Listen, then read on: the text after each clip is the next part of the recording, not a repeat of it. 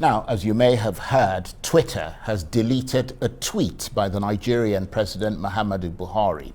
In the tweet, which was posted on Tuesday, Mr. Buhari threatened to treat Nigerians who he said were misbehaving in the language they understand. Many Nigerians perceive the tweet to be a threat in a country that is very restive at the moment.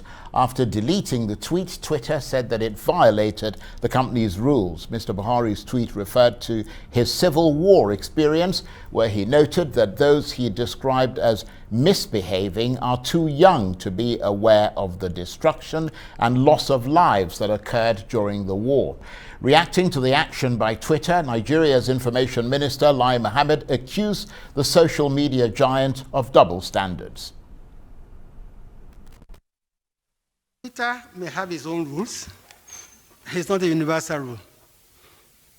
If Mr. President, anywhere in the world, feels very bad and concerned about a situation, he is free to express such views. Now, we should stop comparing apples with oranges. If an organization is proscribed, it is different from any other organization which is not proscribed. Two, any organization that gives directives to its members to attack police stations, to kill policemen, to attack correctional centers, to kill warders. Are you not saying that Mr. President does not have the right to express his dismay and anger about that? We are the one guilty of double standards. I don't see anywhere in the world where an organization, a person will stay in somewhere outside Nigeria and will direct its members to attack the symbols of authority, the police, the military, especially when that organization has been proscribed. By whatever name, you can't justify giving orders to kill policemen or to kill anybody you do not agree with. And that's Nigeria's Information Minister, Lai Mohammed. Well, for more on this, I'm joined now from the National Assembly by the Chairman of the Senate Committee on Ethics, Privileges and Public Petitions, Senator Patrick Akinyelure, representing Ondo Central Senatorial District. He's a member of the opposition People's Democratic Party, or PDP. Thank you very much indeed, Senator, for taking the time to join us today. First of all, your reaction to what appears to be a raging conflict between Twitter and the Nigerian government. Well, thank you very much, Moderator. My name remains Senator Akinyelure, representing Ondo Central in the Senate of the Federal Republic of Nigeria. Today, this interview is important to make some clarifications. When the President of Federal Republic of Nigeria has spoken, he has spoken in the interest of overwhelming majority of Nigerians. The old Nigerians, democratically elected him to be our #1 citizen. And his reaction is in line with the dictates of the Senate. We believe that if people are being killed, if policemen that are, appointed to be the organ of government to maintain law and order, and people stay outside the Nigerians to direct their members to kill police officers, is not in line with our constitution. Mr. President is elected to be the chief security officer of this nation. And I believe, as a senator representing Ondo Central, that he has a right to fight back, to make statements that can stop these people from killing innocent Nigerians that are fighting for the interests of Nigerians.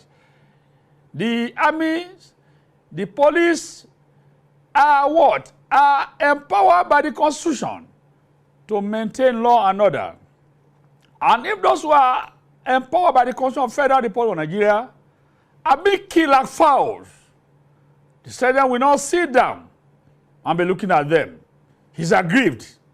And Nigerians democratically elected him, and I believe his action is in tandem with the Constitution of Federal Republic of Nigeria as the chief security officer of this nation.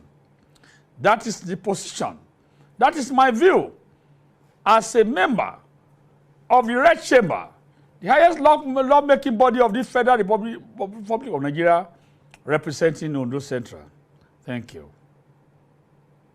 Thank you very much indeed, Senator. But is that your view as a member of the opposition People's Democratic Party? Because I've heard a lot of your members who are very critical of what the president did. That's the first thing. The second thing is that it's not really an issue of whether people are getting killed in the southeast or not. It's an issue of whether or not you believe that Twitter took the right action by, first of all, suspending the president's account for 12 hours, then reinstating it, but deleting a tweet which was perceived by many Nigerians to be suggesting that he is going to take action against a particular group in this country. Like I said, I'm one out of 109 democratically elected in the Red Chamber of National Assembly.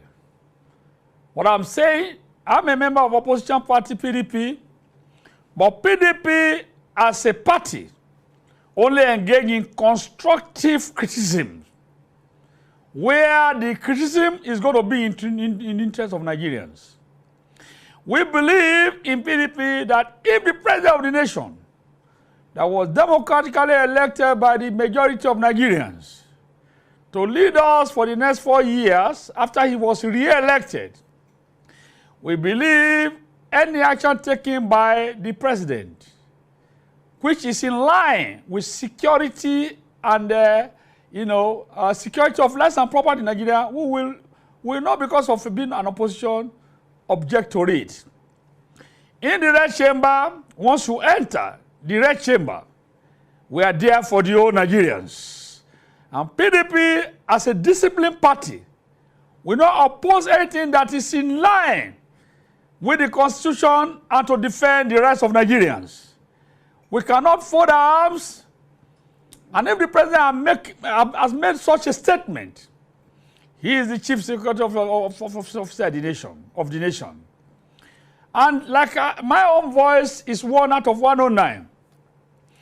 In the legislature, when opinion differs, is voted upon, and the presiding officer, through voice votes, take a decision of the Senate. I am only 1 out of 109. I support Mr. President in my own position as the chief ombudsman of the Senate, the voice of the voiceless Nigerians in the Senate. I believe Nigeria's president has spoken well. The action taken by Twitter or not, I don't have any comment on that. But I have comment that the voice of Mr. President is to cry out that there must be a stop to killing innocent policemen who stood out to defend the rights of Nigerians, to maintain law and order. That is the position. My party is a disciplined party. We don't support wrong things. We believe, come 2023, if Nigerians have seen that APC government has done well, they will revote them to power. But if they say they have not done well because there is insecurity across all nooks and crannies of the nation, nobody is safe again. We believe that they have a right to choose another president that will do better than the present government in power. But whether by mistake or by commission, whether the error of commission or omission, the present president have been generally accepted and democratically elected by majority of Nigerians. and it should be allowed to do it 8 years. And that is my position as a member of the highest lawmaking body of the Federal Republic of Nigeria. Well, thank you very much indeed, Senator, for setting out your position for us. Do stay with us. We want to talk with you some more. You're watching the Arise interview. Plenty more still ahead, including we'll turn to the controversial issue of ransom payments for kidnapping, which the Nigerian Senate is trying to criminalize. Stay with us.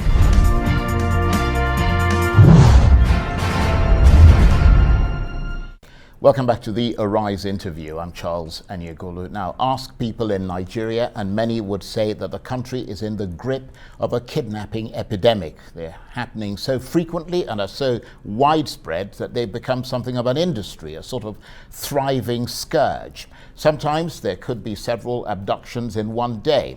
Well, now some analysts suggest that's because when someone gets kidnapped, those close to them often pay a hefty ransom to get them back. And this is happening so often that criminals are making lots of money from it, which is why the Nigerian Senate is trying to push through a draft bill that criminalizes the idea of ransom payments. If it becomes law and you're caught paying ransom, you could get up to 15 years in prison.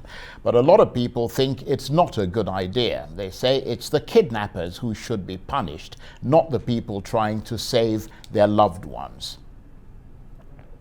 Well, let's look for answers now by talking some more to my first guest today, Senator Patrick Akinyelure, Chairman of the Senate Committee on Ethics, Privileges and Public Petitions, and member of the opposition People's Democratic Party, or PDP. Thank you very much indeed, Senator, for staying with us.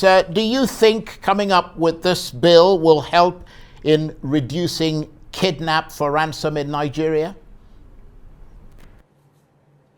Well, thank you, Mr. Moderator. My name remains Senator Akinyelure, representing Odo Central, Chairman, Senate Committee on Ethics, Privilege and Public Petitions of the Senate of the Federal Republic, the Chief Ombudsman of the Senate of the Federal Republic. You see, the essence of the bill, like you rightly said, when you talk about ransom payment for kidnapping of innocent Nigerians, going about their lawful duties on a daily basis, it is because of jobless Nigerians. The present government in power must first of all solve the problem of unemployment in the whole country. Many young graduates who graduate with first class and second, they've turned out to be kidnappers because they are jobless. And that should be what should be addressed ab initio. But however, anybody whose parents have been kidnapped, and if these people are asking for ransom, they owe those people a duty to save lives. Saving life should not receive punishment as a result. So I am of the school of thought that it is only the kidnappers that should be punished when they are caught. If our security apparatus are put in place, I don't feel that those who are demanding for ransom should go unpunished. But whoever pays money to save life of his lovers should not be punished. But we are in the legislature. We are elected representatives in the legislature, in the highest lawmaking body of the Federal Republic of Nigeria. There are 109 of us, and everybody will have his own opinion. Everybody will have reason for supporting or against the bill or punishing whoever pays ransom. But as for me, I will be part of the legislature that will vote against punishing those who pay ransom to pay their lovers, to rescue their lovers. It is Nigerian security apparatus that is lacking. And we believe Mr. President as the Commander-in-Chief of Armed Forces of Federal Republic of Nigeria should rise up to this challenge and ensure that those who are demanding for ransom, they should be arrested. They should not go scot-free. it is because they have been going scot-free. And there is no punishment for those who are caught. That is why it continues. A business very lucrative to the syndicate. I call it syndicate because there are syndicated Nigerians who, because there is no job, that this country belongs to all of us. And those who are in the position of authority, sharing the wealth of the nation alone, they go ahead to kidnap their parents, kidnap their sons and daughters, and ask for ransom. And I believe that Mr. President will rise to this occasion. As a member of the legislature, like I said, I will vote against punishing anybody who pay ransom to rescue their own lovers or their friends or their relatives. Well, I think you've made that point, and you made it quite stridently, Senator, and I think you meant loved ones rather than lovers. But on the other hand, of course, can it be said, because you're in the Senate, and you're obviously there with lots of other sort of colleagues of yours who are lawmakers, can it be said that the lawmakers do care about the victims and their families, but they're also asking Nigerians to step back and look at the bigger picture, because criminals kidnap people because, as you said, it's business, big business, and unless you stop the financial flows, it simply won't end. And I'm playing the devil's advocate here. Well, like I said, I'm one out of 109 in the upper chamber of National Assembly. When the bill is tabled, there will be people for and people against. Like I said, I made my own opinion clear to the Nigerians that anybody paying ransom for what? For the negligence and inability of Nigerian government to secure their citizens, which is a primary prerogative of the government in power to secure life and properties. If out of their negligence or inability to perform this function effectively, those who want to secure by payment of ransom should not be punished. That's my position. By the time this bill is debated upon, it's going to be voted for or against. And at the end of the day, the majority will carry the vote. I am in the minority. We have the presiding officer from the majority part of people in the legislature. Whatever the decision of the legislature will be carried and will be reported in our votes and proceedings. And I believe that the leadership of National Assembly, under Ahmad Lawan, PhD, one of the celebrated legislators of our time, will take the best decision that will be in the best interest of the whole country. Thank you.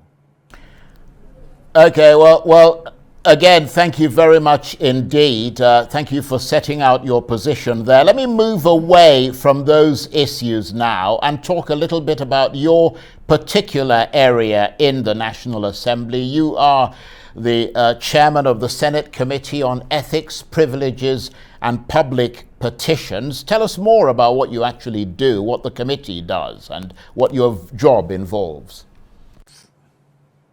Thank you very much, my big brother. Senate Committee on Ethics, Privileges and Public Petition is one of the special committees of the Senate of Federal Republic of Nigeria. We have a similar committee in the lower chamber of the National Assembly. In the upper chamber, we have 109 members representing 109 districts in the Federal Republic. And we have 360 federal constituencies in Nigeria, represented by each honorable member of the House of Representatives. Every Nigerian whose freedom has been infringed upon have a right to petition before National Assembly, either before the House of Representatives, Committee on Public Petitions, or the Senate Committee on Privileges, Ethics, Privileges and Public Petitions. This committee serves as the ombudsman of the Senate of Federal Republic of Nigeria. And where Nigerians' rights have been infringed upon, and where they cannot get money to hire SAS, Senior Advocate of Nigerians, to what? To pursue their case in the court of law to seek redress. I have to apologize, Senator. We're not going to get to all the points you're about to make, but I really appreciate your taking the time and talking to us today. Senator Patrick Akinyelure joining us there from the National Assembly.